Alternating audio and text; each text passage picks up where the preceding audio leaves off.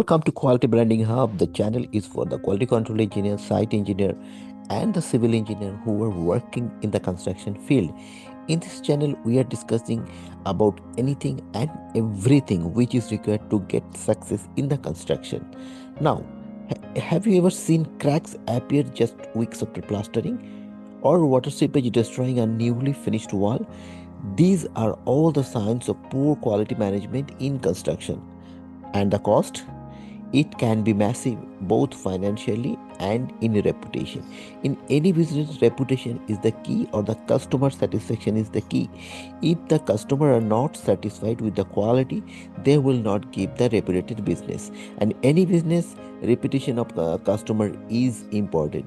But if the cost of the poor quality is the reputation is in problem, then you need to think why this is happening and what is the poor quality management. Hi, I am Kamal Banerjee, and in today's video, I will show you how poor quality management can uh, damage your reputation, and a proper quality management can help you avoid costly mistakes and deliver top-notch construction work.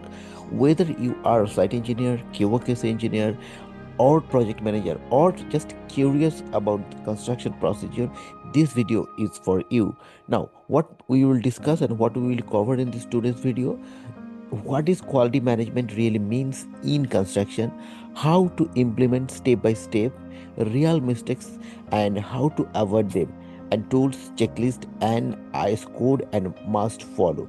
So in today's video, I will discuss each and everything about this, and so stay tuned until the end to get the full informations. And if you are new in my channel, kindly subscribe my channel and hit the bell icon so that whenever I upload a new video, you will get immediate notification. So without wasting time, let's jump into the subject.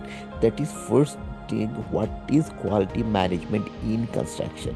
Now, as per definition, quality management in construction ensure that work is done right the first time as per specified standard. That means doing the things in the first attempt. That means there will be no repairing or redo the work. Now, quality management is a vast subject. And what is quality management in the organization? What is the component of quality management? I have made a detailed video. Link is in the description. Please check. You will get the full information about the quality management in the organization. But today we'll discuss about the quality management in construction. So it consists three pillars: quality management in construction. So what is that pillars? First is quality planning, quality assurance, and then quality control. Now, quality planning, what is that? That means it's a detailed outline or detailed planning of the projects. Whenever we are doing the work, what will be the checkpoint, what will be the procedure, what will be the material to be used, what will be the manpower training frequency, what will be the audit frequency. In that, everything to be precisely written in the quality planning. Sometimes we are calling it the project quality plan. In the project quality plan, it is describe each and everything, how the project will run, and what is the project frequency, and what is the project deadline, everything. So how to write down a project quality plan, what is the project quality plan components, I have made another detailed video. Link is in the description. Please check. You will get the full information. And the second pillar is quality assurance. Now, what is quality assurance? Quality assurance is that what is this? This is the detailed procedure, or to in the process. It is a process oriented. That means whatever you need to do in the site, that process to be involved into the into the detailed outline, into the paper, that is called the quality assurance plan. That means if we are following these steps in the project, then the quality is ensured. So this is the process oriented. And third pillar is quality control. Quality control, that means actual checkpoint. That means when the product is producing at the site, or the construction is at the full swing at the site, what you need to the check to avoid the costly mistake, that is the quality control. quality assurance is preventing mistakes. Quality control is about identifying and fixing them before handover. That means quality assurance is the process based and quality control is the product based. And quality control is prevention, quality assurance is prevention, and quality control is detection. But if you want to know more about quality control and quality assurance, I have made another detailed video, link is in the description. Please check, you will get the full information. So the key component of quality management system is quality planning. And how it is helping: define your quality objectives and IS code standard, etc. Prepare ITPs, inspection and test plan. Create method statement and checklist, that is the quality planning part. And the quality assurance: approve vendors and material before use. Train your team on correct methods. Ensure calibration of testing equipment, etc. Are the quality assurance part. Now, what is quality control? Conduct regular site inspections. Test materials like concrete, sand, water, and steel. Maintain proper documentation for future audits. So these are the all the three pillars of the quality management in construction, that is the quality planning, quality assurance, and quality training. The next is common quality failures in construction. You see, this is whatever the plan you have done, maybe is the best process, maybe is the best plan, but still it's all the human are working. So there is always possibility is the human error can be there in the process. So there is always a mistakes. You have done very method statement for the concreting, mixed design is proper, curing is proper, vibration is proper, still we can find out there are some cracks.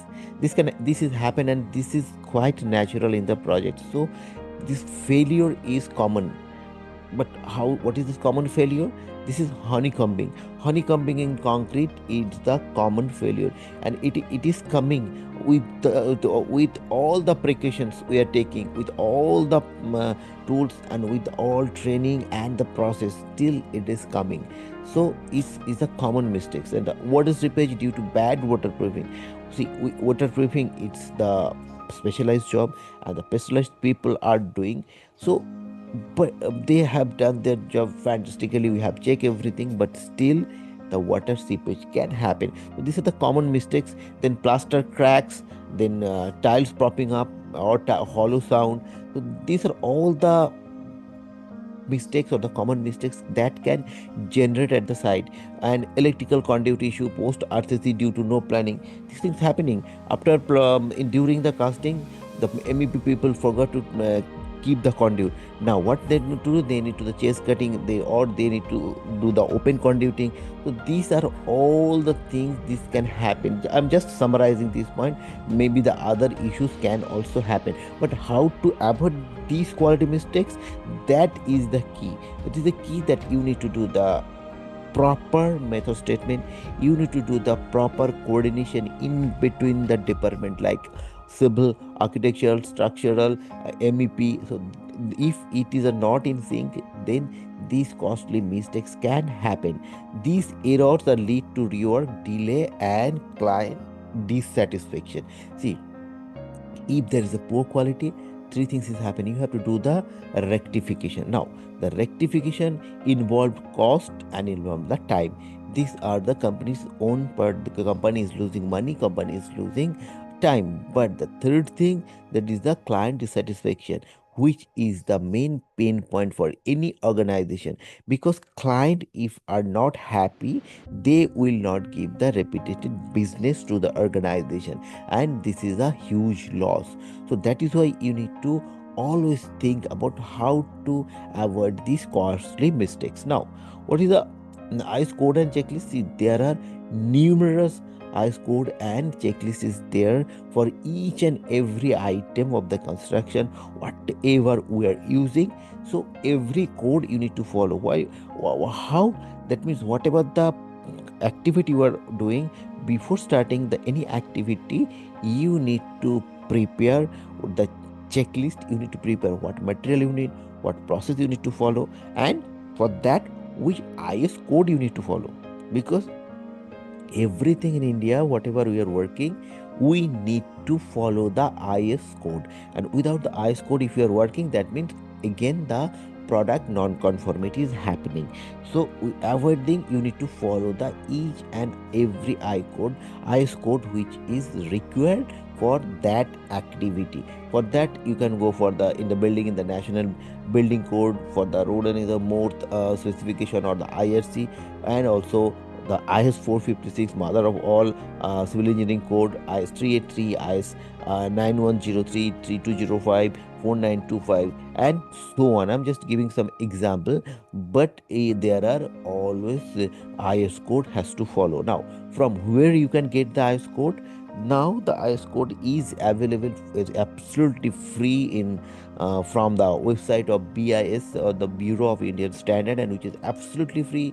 Make a account of that and download as much as you can ice code in absolutely free.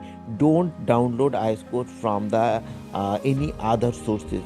Why? Because maybe this is not the revised version, or this is not the latest one, because ice Bureau of Indian Standards is continuously updating the ice code.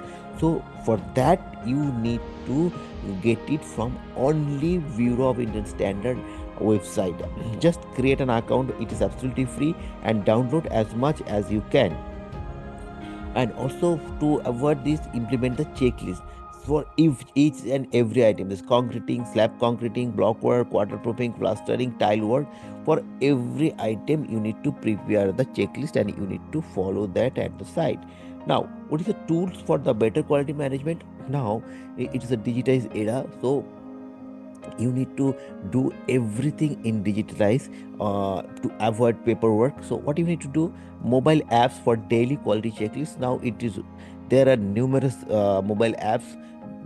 Whatever you feel it's good, make them take that one and make up mobile checklist in the system itself, so you don't need to carry any paper and everything.